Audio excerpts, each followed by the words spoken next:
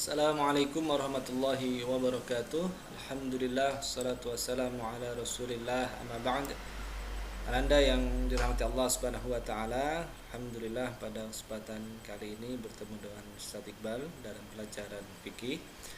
Jadi untuk Ananda kelas 7 dalam 1 tahun ke depan nanti akan bersama Ustaz Iqbal dalam pelajaran fikih, sehingga mohon kerjasamanya untuk tugas, untuk pelajaran dipahami, dikerjakan dengan seksama, sehingga nanti Ustaz Iqbal pun bisa memberikan yang totalitas maksimal dalam proses pembelajaran ini, sehingga Ustaz Iqbal memberikan penjelasan, memberikan tugas, dan tugas Anda sekalian adalah memahami, mendengarkan, dan kemudian mengerjakan tugas-tugas yang Ustaz Iqbal berikan.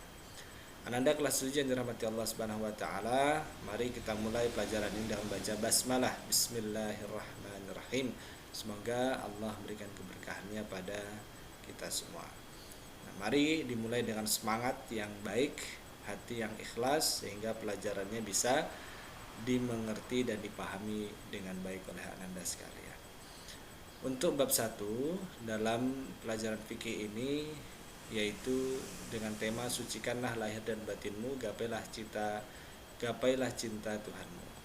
Jadi di sini apa yang akan kita bahas berkaitan dengan sucikanlah lahir dan batinmu, yaitu berkaitan dengan toharoh, ya.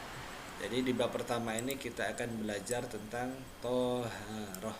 Ingat ya, apa saja yang nanti akan kita bahas. Pertama adalah macam-macam najis dan tata cara bersucinya. Yang kedua, macam-macam hadas dan tata cara bersucinya. Yang ketiga, alat-alat bersuci dan macam-macam air. Jadi dalam rangkaian pembelajaran nanti, semoga Anda bisa memahami ketiga hal ini dengan baik. Oke ya. Nah, halaman berikutnya ini amati gambar berikut dan kemudian buatlah komentar atau pertanyaan. Anda sudah tahu ini ya, aktivitas-aktivitas yang dikerjakan oleh gambar nomor 1, gambar nomor 2, gambar nomor 3. Ada orang sedang apa ini? Sedang berwudu. Gambar yang kedua sedang mandi. Gambar yang ketiga, kira-kira ini berada di mana ini? Ada lubang jendelanya seperti ini ya. Ini sedang berada di pesawat. Berarti beliau ini sedang melakukan aktivitas tayamum. Dan yang keempat, ya, sholat tidak bersuci maka amal ibadahnya tidak diterima.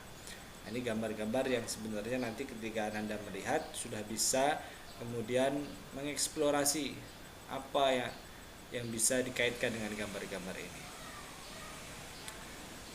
Nah, kita masuk ke materi inti dari pelajaran toharah pada kesempatan kali ini. Jadi toharoh ini berasal dari bahasa Arab ya. Toharoh berasal dari bahasa Arab yang artinya bersih atau suci. Jadi toharoh itu bersih atau suci. Sedangkan menurut istilah adalah suatu kegiatan, nah bisa dipahami di sini, suatu kegiatan bersuci dari najas dan hadas sehingga seorang diperbolehkan untuk beribadah yang dituntut harus dalam keadaan suci. Ini dicatat ini ya. Ini pengertian ini adalah pengertian yang perlu dicatat, sehingga nanti Anda tidak bingung berkaitan dengan apa yang dimaksud dengan toharoh itu. Toharoh itu kegiatan bersuci dari najis dan hadas. Apa najis dan hadas nanti kita jelaskan ya. Kegiatan bersuci dari najis dan hadas sehingga seseorang diperbolehkan untuk beribadah, karena memang dalam ibadah dituntut harus dalam keadaan suci. Kalau ibadah dalam keadaan tidak suci, maka ibadahnya tertolak. Contoh adalah ketika pakaian kita terkena najis, tapi kita gunakan untuk sholat, maka sholatnya tidak sah. Oke ya. Kemudian dalil-dalil yang menganjurkan supaya kita bersuci, antara lain A'udzubillahi minasyaitonirrajim wasiyabaka fatahhir warrujza fahjur, dan pakaianmu bersihkanlah dan tinggalkanlah perbuatan dosa. Yang berikutnya, yang kedua, innallaha yuhibbut tawwabin wa yuhibbul mutatahhirin ya. Jadi di sini Allah menyebutkan bahwasanya Sesungguhnya Allah menyukai orang yang bertaubat dan menyukai orang-orang yang mensucikan diri. Kemudian dalil yang ketiga, at-tahuru syatrul iman. Kebersihan itu sebagian dari iman. Yang mana sebagian dari Anda sekalian hafal redaksi yang lain, an-nazafatu minal iman. Jadi an-nazafatu minal iman itu derajat hadisnya lebih rendah daripada at-tahuru syatrul iman. Sehingga yang perlu dihafalkan bukan yang pertama tadi, tapi yang dihafalkan adalah at-tahuru syatrul iman. Kebersihan itu sebagian dari iman. Nah, seseorang muslim yang akan mengerjakan sholat wajib, maka dia mengerjakan sholat, maka wajib bersuci terlebih dahulu dari hadas.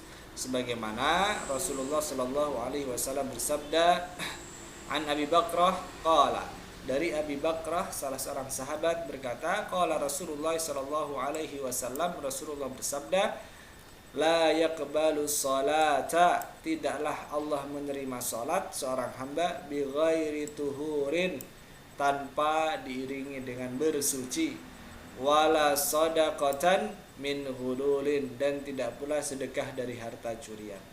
Jadi kalau kita sholat tanpa bersuci maka Allah tolak.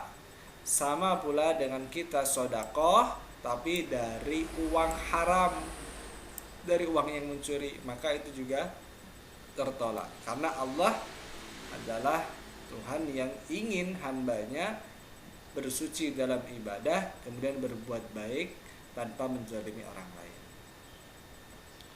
Nah, pengertian najis dan hadas ya. Nah, disimak baik-baik di bagian ini sehingga nanti Anda tidak salah dalam memahami apa itu najis dan hadas.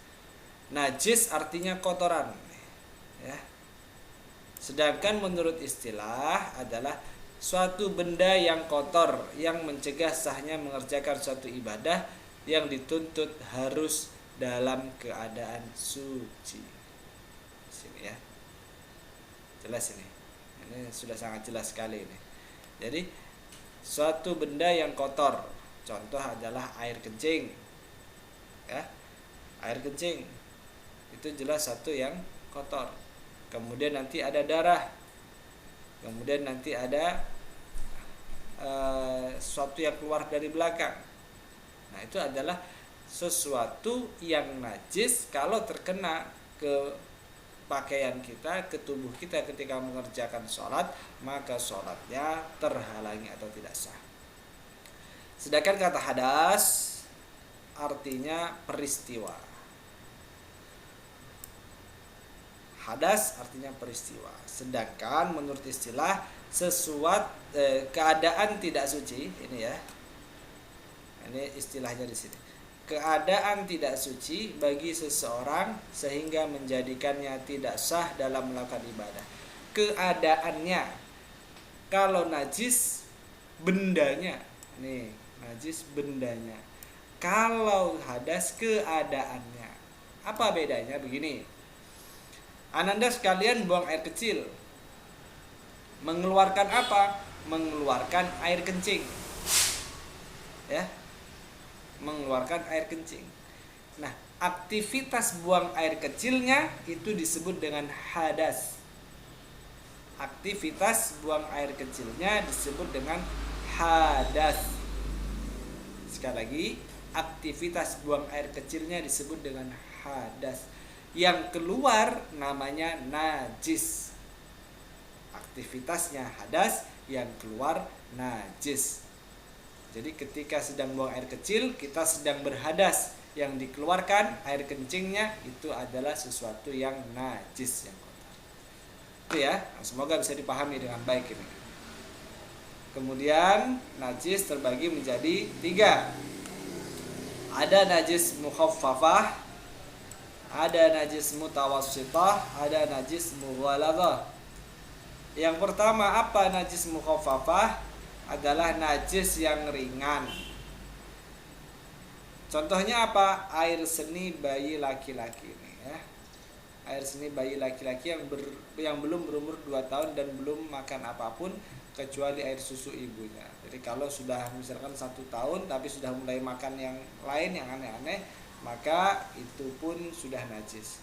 Artinya bayi yang masih meminum air susu ibunya, maka dia terkena najis mukhafafah atau dihukumi najis mukhafafah. Contoh, kita sedang menggendong nih adik kita yang masih kecil. Ketika adik kita tadi masih menyusu sama ibunya, maka ketika dia buang air kecilnya itu dihukumi najis mukhafafah, najis yang ringan. Cara mencucinya sangat mudah. Tidak harus dibilas, tidak harus dicuci, tapi hanya perlu dipercikkan saja. Yaghsilu min baulil jariyah wa yurashu min baulil ghulam, ya. Ini hadisnya nih. Dibasuh karena kencing anak perempuan, ya. Kalau anak perempuan sama hukumnya, bukan mukhafafah tapi mutawassithah. Dan dipercikkan karena air kencing laki-laki. Jadi kalau yang air kencing perempuan, dia hukumnya sama, najis mutawassithah. Tapi kalau dia air kencingnya anak laki-laki, maka najis mukhafafah. Oke ya. Kemudian yang berikutnya, semoga jelas ini. Nanti kalau ada yang kurang jelas bisa ditanyakan ke Ustadz Iqbal ya. Kemudian yang kedua, najis mutawassithah. Najis pertengahan, najis yang sedang, tidak ringan, tidak berat. Kalau ringan tadi hanya dipercikkan saja.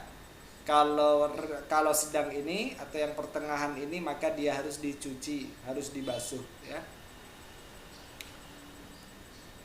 Apa saja najis yang sedang ini? Yang pertama bisa dilihat Anda sekalian, bangkai binatang darat yang berdarah sewaktu hidupnya. Ada bangkai harimau, bangkai kucing, bangkai babi, bangkai anjing, bangkai ayam, bangkai apapun, bangkai binatang yang memiliki darah ya. Kemudian darah itu sendiri, baik darah manusia ataupun darah hewan ya. Kemudian nanah, muntah. Jadi kalau ada yang muntah kemudian kena baju, maka najis ya.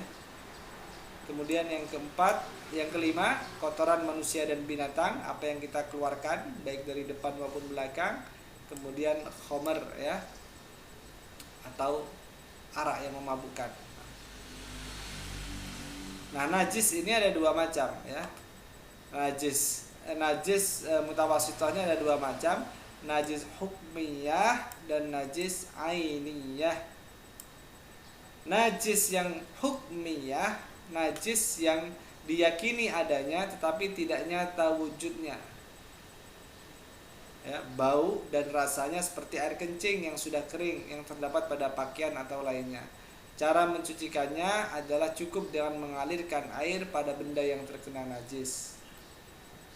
Jika seandainya bekas najis yang dicuci sampai berulang-ulang masih juga tidak dapat dihilangkan semuanya, maka demikian itu dapat dimaafkan. Maksudnya adalah kita tahu nih ada najis di kasur, tapi sudah tidak ada lagi airnya. Jadi hanya baunya, kemudian rasa-rasanya ini ada bekasnya.